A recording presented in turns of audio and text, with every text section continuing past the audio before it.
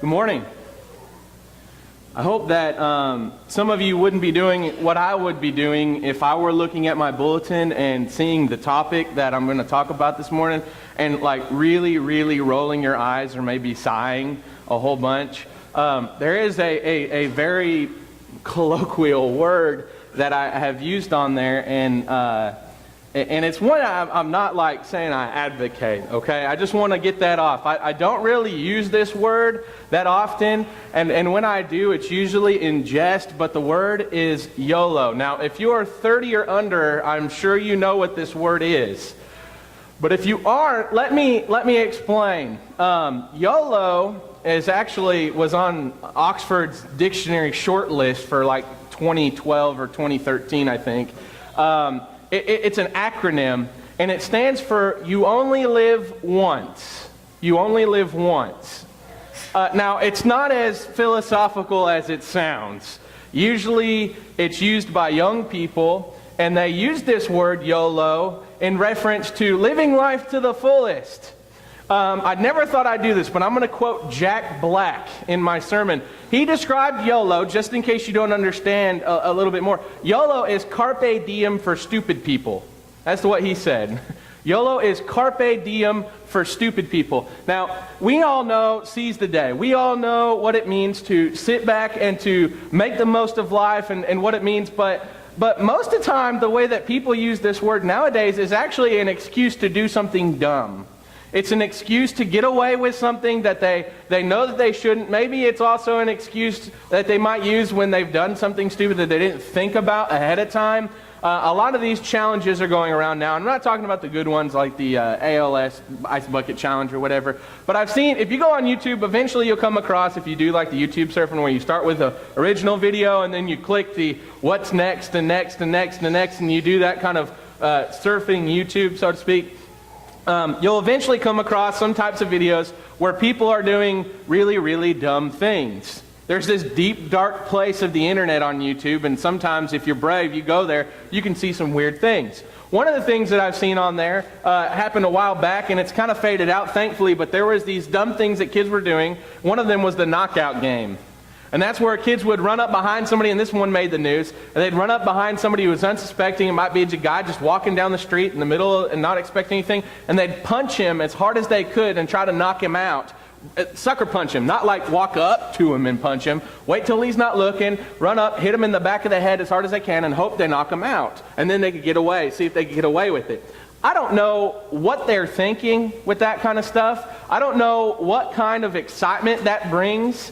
You know, if you want a really good challenge, you want some thrill, why don't you walk up to a UFC fighter and try to punch him right in the face and see what happens? That would be a little bit more thrilling than walking up behind someone's suspecting victim and trying to knock them out from behind. The other challenge that I've seen as of late, and you probably have seen this too if you keep up with trends that are going on YouTube, is there are a lot of these trends that are going on to these challenges, like who can eat a teaspoon of cinnamon, and they film their reaction, or trying to chug a bunch of Coke and Mentos, which we've all thrown the Mentos down the Coke bottle before, I'm sure, but how many of you tried to do that in your stomach?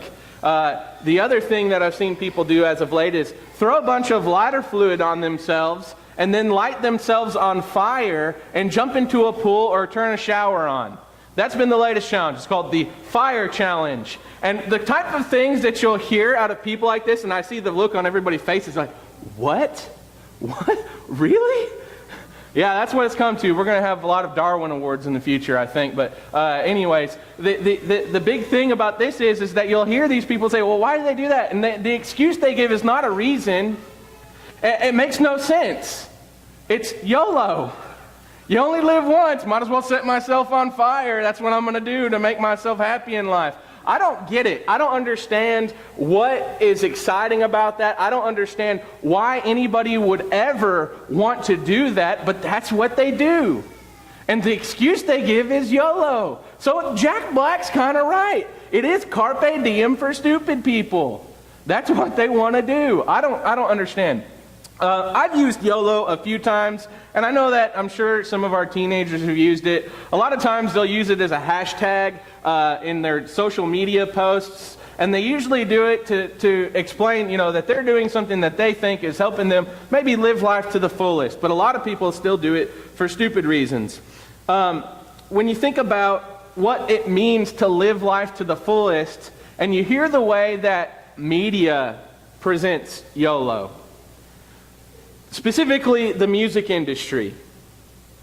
The music industry presents YOLO a lot of times. You only live once, this attitude that, well, we're young and we got to do something about it.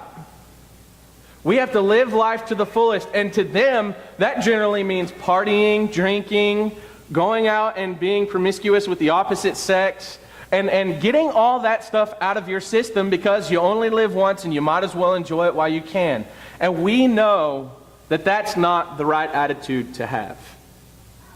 That's not the right attitude to have. But that's what's being impressed upon our kids, number one. And number two, that's actually what's being impressed upon us too, if we really think about it. Yeah, it is stupid, but that's exactly the way that some people are. I remember there was a song a while back, and I don't even remember the name of it, and I've quoted this several times in my class to explain to kids because I think it is the perfect embodiment of the media culture. And it said something to the sense of say, so what, we go out, so what, we smoke weed, we're young, we're wild, we're free, and I'm not quoting it exactly, and that's the way it's supposed to be. Meaning, like, kids are supposed to act stupid. As adults, sometimes maybe we even expect them to. But is that a bad expectation? I mean, do we have low standards for our children? Some of us I know don't. But we have to question it ourselves. And I'm not saying we need to, say, all right, in order for them to be considered good, they have to be, all these wonderful things and they can never make a mistake whatsoever. We're going to beat them up if they do. No, that's not what I'm advocating. But what I am advocating is saying, do we expect our children just to make dumb mistakes and we're okay with that?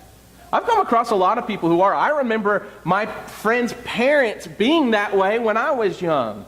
Because my friends would look to me and say, man, your mom and dad are kind of hard-nosed. They're tough on you. And I'd say the same thing to my mom and dad. Why are you guys so mean to me? I remember saying that to them once. Why are you so mean to me? I didn't understand. Because the only comparison I had were my other friends who were not very good people. Their parents raised them in the sense that, hey, they're young, they only get to do this once, we might as well let them make these types of mistakes while they're young and just get it out of their system, and that way, when they're older, they won't be that way. Well, I've seen it work both ways. I know some people who have extremely oppressed their children, and then at some point they get out and they rubber band effect, and they kind of just go crazy with it and do everything they can. And then the other extreme where their parents don't ever give them any rules whatsoever, and then when they get out in the world, they're even worse because they're still looking for that better thrill, that thing that's going to make them feel even better than they did before. And they're constantly looking, and this is not just a phrase I'm trying to use, but literally, but also figuratively, they're constantly looking for a better, stronger high. And that was what our life has come to. That is what some of my generation and now forward has come to. We have a pleasure overload. Pleasure overload. Everything is about how can I feel good in this situation. And in a world where we live, where everything that you could imagine pleasurable is a click away. I mean, we can even order Pizza Hut from our house on the internet and not talk to a person now, okay? And you'll have pizza at your home. You'll have pizza at your home in minutes, and you don't even have to talk to anybody. You can have a Five Guys burger and fries app on your phone. Just walk in, you've already paid for it, grab your food and leave. And I don't think there's anything wrong with those things, but what I'm saying is our society has gotten to this point where everything is instant pleasure, and that's the way we want it, because why waste time doing anything else? You only live once, we might as well make the best of it. That's the negative side of it. We know that the scriptures say we only live once as well. We only live once as well. As was read earlier in Hebrews chapter 9, verse 27, it is appointed man once to die, then the judgment. You only live once. You don't get a second shot. That's it. That's it. So as a Christian, you have to ask yourself, am I going to subscribe to the philosophy of the world and just gather up as much pleasure as I can, and that's going to be my goal? Or am I going to live differently? And I hope that we choose to live differently. That when we hear the phrase YOLO, that we look at it and we think, well, number one, hopefully, we're probably cringing a little bit every time I say that, some of you. But we look at it and we say, you know what? Yes, there's truth to that. There is truth to that. That may be a good philosophy even, if taken in the right context. We do only live once. We need to make the best of it. Go ahead and turn your Bibles to James, please. The book of James. And I'd like to talk to you about this concept that, of how we should live in James chapter 4. James chapter 4. And we'll start about in verse 13 to the end of the chapter. James chapter 4. James here, he wants to tell us a little bit about you only live once and the significance that it ought to have in our life. And the idea that, when we live for an idea of you only live once, we treat every moment like it's special because we know the frailty of life. We understand that we don't have long here. We understand that when we're done, and we don't get to choose it. So we need to live life a certain way. Verse 13 of James chapter 4 says, "Come now, you who say, today or tomorrow we will go into such and such a city and such and such a town and spend a year there and trade and make a profit. You do not know what tomorrow may bring. What is your life? For you are a mist that appears for a little time and then vanishes. Instead, you ought to say, if the Lord wills, we will live and do this or that. As it is, you boast in your arrogance, and all such boasting is evil. So whoever knows the right thing to do and fails to do it, for him, it is sin." When I read this, I see obviously, yes, this recognizes right away that you will die and life is short. And I know that sounds morbid, but you can look at this another way too. We need, because life is short, because we will die, and because life is frail, we need to live life a certain way. And he doesn't say that we do it by boasting. We don't boast about what is in this world. He says we don't boast about tomorrow. We don't boast about what we're going to do in a year, what we're going to be doing tomorrow, what we're going to be doing a week from now. We boast in our Lord. We look at God and we say, as he says in verse 15, instead you ought to say, if the Lord wills, we will do this or that, because that shows a priority. It shows we know who's in control. God's in control. If he wills, we'll do it. Ultimately, that's what it comes down to.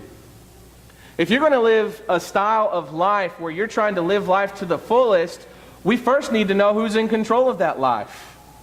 God. If the Lord wills, we will do this or we will do that.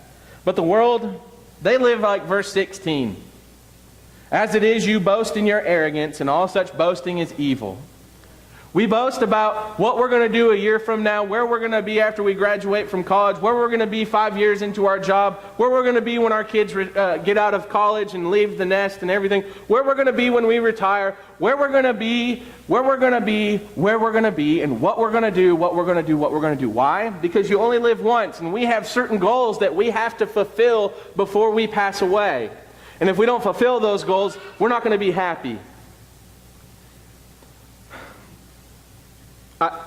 The other night, after one of the football games we went to, I was on my way to the hospital. One of our kids had a concussion, and I was going to visit him, and it was late. It was very late, and I was tired, and I'd been up all day long. I had been taking care of Addison for most of the day. Then we got on the bus, and we went down to Phil Campbell, and I'm glad that Ron was driving on the way back because I was a little exhausted and I didn't want to. But then I had to get in my car. So after my period of rest and kind of, defragmenting from the game, I was able to think about things clearly. and you hit that second wind. And y'all know what I'm talking about. When you have that second wind late at night and you're thinking, man, I could just pass out right now, and then all of a sudden you're just awake. Y'all hate it probably when you get on the couch and you're watching TV and you're thinking, all right, I'm falling asleep, I need to go to bed. And then you go and you walk into bed and you lay into bed and you're like, all right, now I'm wide awake. Why did I even come here? You've been there, right? Okay. It was like that feeling. I was wide awake. So I get to the hospital and I'm on my way home. I'm driving. I'm thinking, I was just at this hospital. I'm seeing people coming in and out. It's a Friday night. It was pretty busy, relatively, for ECM. And I'm thinking to myself, this is the type of moment that bad stories are made of. It's late at night. I'm tired. I'm driving home. There's like nobody on the road, and all it's going to take is one person to run a red light and smash into me. And I had one of those moments where everything just becomes super real. And you just kind of sit back and you take inventory. I'm thinking about all the things that I have to do tomorrow. And yesterday was an extremely busy day for me because I had a lot of stuff to catch up on from the week. But one of the things that happened is I just kind of forgot about all that for a second, and it became extremely real for me in that moment, thinking, if I were to be in that accident and I'm in that ambulance and I'm being drove back and I'm halfway conscious, I'm not thinking about what I have to do tomorrow. I'm not going to be thinking about what I have to do next week. I'm not going to be thinking about the pleasurable things even that I'm looking forward to doing. I'm thinking about what matters most in that very second. I'm thinking about God. I'm thinking about my family. And I'm thinking about what's going to happen and where am I going.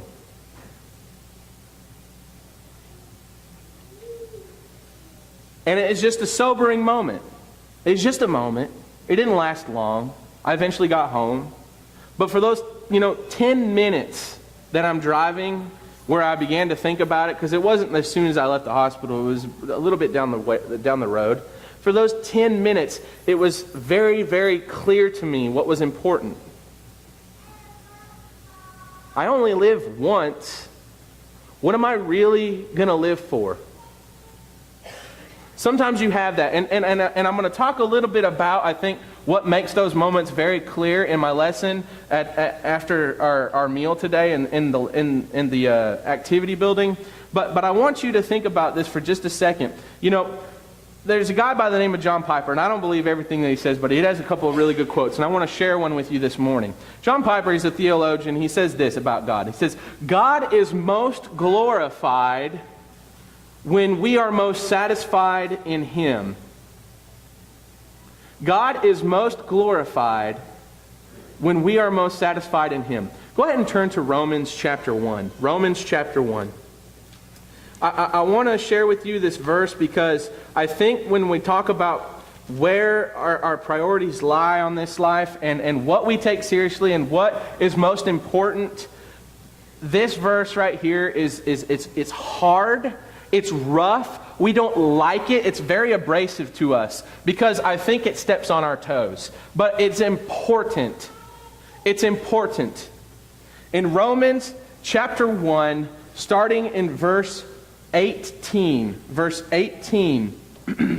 it says, "For the wrath of God is revealed from heaven against all ungodliness and unrighteousness of men, who by their unrighteousness suppress the truth." People who suppress the truth. And that sounds a lot like society today to me, especially with the media. Don't think about this. It's not that they're even saying it's wrong. They just don't want you to think about certain things. They want you to think about their product that you want to buy. They want you to think about their music that they want you to buy, their movies that they want you to watch, their sports that they want you to pay attention to, all these things. They want you to pay attention mostly to them and not to other things. Verse 19, "For what can be known about God is plain to them, because God has shown it to them. For His invisible attributes, namely His eternal power and divine nature, have been clearly perceived ever since the creation of the world in these things that have been made. So they are without excuse."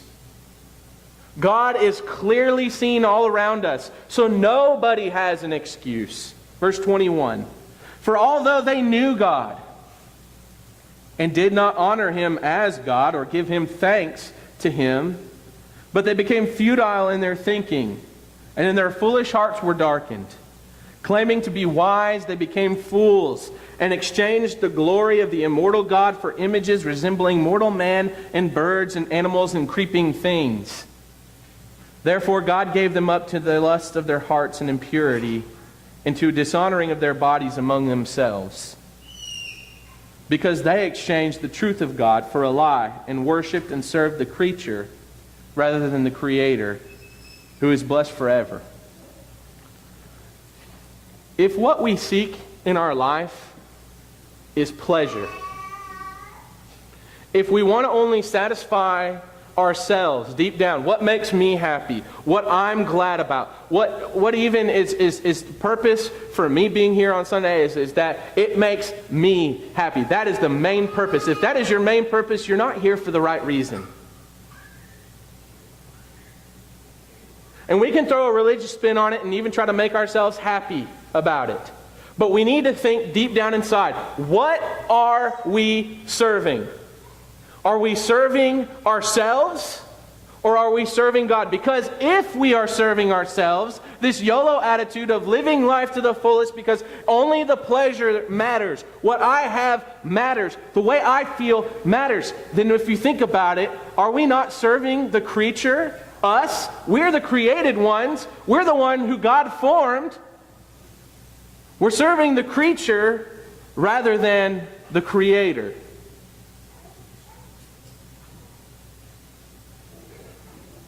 That's what God has given up to so many people, because that's what they lust after in their hearts. How can I have the most pleasure? Matt said something a few weeks ago that I thought was really, really clever. I know he got it from somewhere. I don't know where. I like it. It's been sticking out in my mind. Jesus did not die on the cross so that you can have a good day. I loved that. I thought it was great. Jesus did not die on the cross so that you can have a good day. But aren't there so many people that only when things are going their way, they're willing to come and to worship God? That only when things are going their way, that they're willing to say that, sure, yeah, I'll have a good prayer life. But as soon as something goes bad, they feel as if the world and God has turned their back on them. And really, if you think about it, that's because the thing that their life hinges on is pleasure. Things going well. If we only live once, we need to go back and we need to think about how we ought to perceive things. I had read today Psalm 90. I used it in a sermon a while back, and I talked about how this was a psalm of Moses. And in this psalm, Moses, who is a very interesting guy to really, if you think about it, he comes from a very interesting perspective. He has a unique perspective on time because, Moses lived quite a while. He was a man who lived about 120 years. Moses was a shepherd who spent a lot of time by himself in solitude. He's the author of the Pentateuch. He was a leader of Israel during their exodus from Egypt. And before that, he was brought up in a place that was full of pleasure seekers in Egypt. He was not just brought up as one of the normal Egyptians. He was brought up in Pharaoh's household. Probably the best place you could ever be in the world at that point in time, in terms of richness and pleasure and having anything he wanted, the best education, the best food, the best amenities, he was there and he enjoyed that. Now, he didn't stay there. And then he had a unique God experience. And then God asked him to do some pretty interesting things. And he became God's mouthpiece. And then he spent time wandering a bunch of complainers around in the wilderness, and he was not able to go into the place that he wanted to. But then he says some pretty interesting things in Psalm 90 from his perspective on life.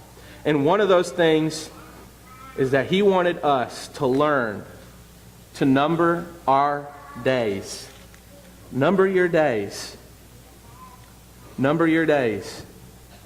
He says in verse 9 of Psalm 90, "For all our days pass away under your wrath. We bring our years to an end like a sigh. The years of our life are 70, or even if by reason of strength 80. Yet their span is to toil and trouble. Who considers, and then they are gone and we fly away. Who considers the power of your anger and the wrath according to the fear of you? So teach us to number our days, that we may gain a heart of wisdom. Return, O Lord, how long? Have pity on your servants. Satisfy us in the morning with your steadfast love, that we may rejoice and be glad in all our days." And if you hear that right there, he's not saying that life stinks and then you die, so you got to trust in God. What he's saying there is, if you trust in God, if you teach us to number our days, if you are longing for him to come back, he says, satisfy us in the morning with your steadfast love, that we may rejoice and be glad in all our days. That if God satisfies you, if your hope is from God, you will have joy, you will have satisfaction. And if you want to live life to the fullest, if you really want to think about YOLO in the most positive way, there is no better way to live. There is no more full, satisfying way to live than to trust in God. Trust in God. Trust Moses, who lived a very, very interesting life. From a guy who didn't have a place to live and wandered around in the wilderness, and a guy who lived in one of the most prosperous, rich, pleasurable places you could ever live. I believe he had some wisdom in that. And he says if we number our days, we will gain a heart of wisdom. Now, I want to share with you one last thing. If we number our days, we change our perspective, and we gain a heart of wisdom that allows us to know how to best spend our limited time. But the Bible has a lot to say about putting off tomorrow what should be done today. Because if we number our days, we're not going to be the type of person who says, I couldn't go anytime. I got plenty of time to fix this. We're not going to put things off. We're going to do them now because we understand the brevity of life. In Ephesians chapter 5, verse 16, it says, "Look carefully then how you walk, not as unwise, but as wise, making the best use of the time, because the days are evil." If we understand our limited time, if we understand how easy it is to procrastinate the good things that we need to do, like putting God first in our life, like making our life right with Him, like being baptized, if that's what you need to do to put on Christ, then we need to do it now. Because you only live once. You only live once. Often, the wisdom that we have of this world gets infected in our minds, and we think we have plenty of time. And I want to ask you this. Would Jesus say you only live once? Would he say that? I mean, after all, Jesus lived on the earth once. He was resurrected, but he was not in the same state. And after all that, he needed to all that he needed to do was need to change the course of human history. He needed to maybe live in the moment as he healed the sick, right? Get pleasure out of healing and helping other people, loving the outcasted in society, and obeying the Father's will minute by minute. And he didn't take every opportunity in his ministry that lasted 3 years to party it up. Though he did enjoy life, it seemed, from time to time, he often also retreated to rest, to recoup, to reorient, and to pray. There's a lot of wisdom in that. Of course, Jesus' motives were not like those today. I doubt he'd scream YOLO like kids do today. Instead, he had an eye on eternity. And of course, the minutes that would affect eternity. Turn to Matthew chapter 4, and we'll close with this verse today. Matthew chapter 4. I want to talk about the temptation that Jesus had, and we'll close with this. Then Jesus was led up by the Spirit into the wilderness to be tempted by the devil. And after fasting 40 days and 40 nights, he was hungry. Yeah, no kidding, right? And the tempter came and said to him, "If you are the Son of God, command those stones to be loaves of bread." But he answered, "It is written, man shall not live by bread alone, but by every word that comes from the mouth of God." Then the devil took him to the holy city and set him on the pinnacle of the temple and said to him, "If you are the Son of God, throw yourself down, for it is written, He will command His angels concerning you, and on their hands they will bear you up, lest you strike your foot against a stone." Jesus said to him, "Again, it is written, You shall not put the Lord your God to the test." Again, the devil took him to a very high mountain and showed him the kingdoms of heaven and the world and all their glory. And he said to them, "All these I will give to you if you fall down and worship me." Then Jesus said to him, "Begone, Satan, for it is written, You shall worship the Lord your God and serve Him alone." Then the devil left him, and behold, angels came and were ministering to him. When I think about this, Jesus knew the Word. And this gave him, he didn't have to say, well, why not? Why shouldn't I just do this? The devil comes to us all the time. And he's constantly saying, if you do this, I will give you this. And you have to ask yourself, am I going to sit back and I'm going to say, well, I only live once. How many opportunities am I going to get to do this? I can just push myself aside, my morality. I can push my good decisions aside for just a moment. I can ask for forgiveness later. It's okay. And enjoy this pleasure. That's just like Romans chapter 1. You're following after the lust of your heart. You're following after the lust of your heart. The devil doesn't make you do it. He gives you the choice to do it. He sets it in front of you and he tempts you. But he doesn't make you do it. You choose.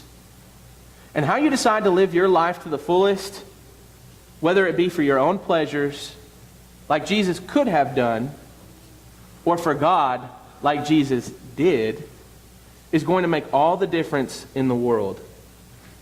So, as I close, I want you to think about YOLO for a second. How will that affect you? How will thinking about the fact that you only live once, that you don't get a second chance, affect your decisions today? Will you choose to follow God and live life to the fullest? Or will you choose to serve yourself, constantly looking for that pleasure that will never satisfy? We have an invitation extended unto you today, that if you have been living your life for the wrong things, you can make that right today and you can change.